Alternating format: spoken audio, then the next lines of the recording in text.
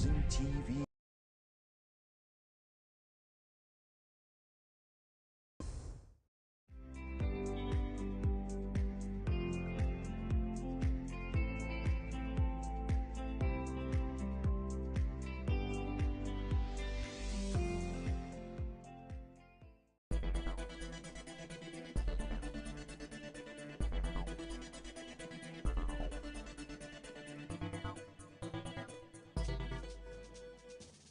Hello and welcome to News 360 on Housing TV Africa.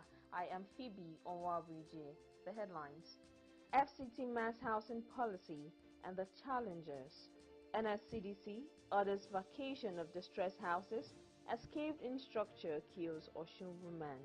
Kano announces housing, humanitarian aid for victims. On the foreign scene, Urban Kigali's master plan gets approved. Now the news in detail. The FCT mass housing policy is meant to ease the availability and affordability of homes. Similarly, the introduction of mass housing scheme was meant to enhance housing provision and make houses available and accessible in the city to those in need. They could be civil servants, workers in private organizations, ordinary self-employed citizens of all categories, and many others who reside in the city. The high demand for accommodation by people attracted to Abuja is beyond the handling capacity of the public sector alone. However, addressing these challenges is not without cost, because it entails the abandonment of the housing subsidy policy, a key component of the housing program in the Abuja Master Plan. The plan recognizes the low purchasing power of the ordinary citizens, hence the housing subsidy proposal. Residents along the border communities adjoining both Plateau and Kaduna states have decried the deplorable condition of access roads in their domain.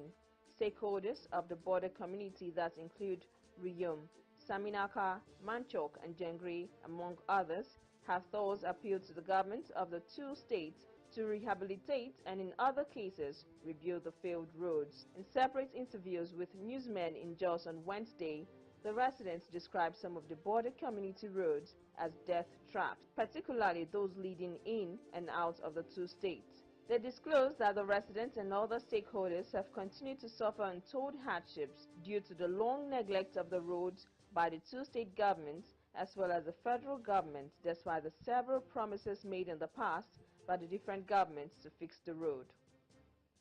A resident of Ifetedo in Osun State, simply identified as Idowu, has died in an incident of a building collapse that occurred in the town.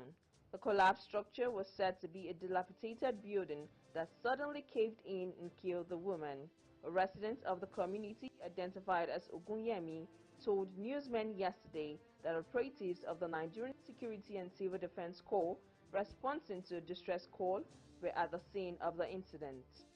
Osun NSCDC Public Relations Officer Kehinde Adeleke, when contacted, confirmed the incident, adding that the scene was immediately cordoned off by security men. In a related development, the Osun State Commandant of the Nigerian Security and Civil Defense Corps, Dr. Michael Adaralewa, has ordered all occupants of weak and distressed buildings in the state to vacate such structures before tragedy occurs. This call was made in the wake of the death of a resident of Ifetedo in Osun State, identified as Idowu, after a building collapsed on her in the town recently. The collapsed structure was said to be a dilapidated building which suddenly caved in and killed the woman. Now, Kano State government has announced plans to build houses for persons displaced by flood disasters in the state. This is disclosed in a statement on Thursday by the media aide to Governor Abba Yusuf, Sunusi Bature. Kabir Yusuf stated this during the weekly State Executive Council meeting held on Wednesday. The statement quoted the governor as saying that the gesture would mitigate the effects of flooding in the state. He said the provision of the houses would significantly assist the flood victims to secure suitable shelter for their families. According to him, the state government is working in collaboration with the State Ministry of Humanitarian Affairs and Poverty Alleviation to provide food and non-items to the flood victims. While expressing delight over the smooth resumption of schools for the 2024-2025 academic session, Kabir Yusuf assured that his administration would rehabilitate all school infrastructure in the state. On the foreign scene, a comprehensive master plan for the expansion of urban Kigali, designed by a team led by Felding Clegg Bradley Studios, has been approved by the city of Kigali and the Rwandan National Land Authority. The 600-hectare project, known as Green City Kigali, aims to provide homes, communities, and economic opportunities. Designed for the Rwanda Grain Fund for NEWA, the master plan has been conceived as a model for sustainable urban development with the potential to be replicated across Rwanda and the wider region. Teddy Mugabo, CEO of FONEWA, said the scheme would prove that it's possible to build a sustainable urban development. Now, the San Diego Housing Commission said it exceeded the goal set for how to spend the organization's Affordable Housing Fund in fiscal year 2024. According to the report, the money funded 9,593 affordable housing units and assisted 414 first-time home buyers. The Commission presented its spending report to the San Diego City Council in committee on Thursday, detailing how it spent nearly $13.8 million.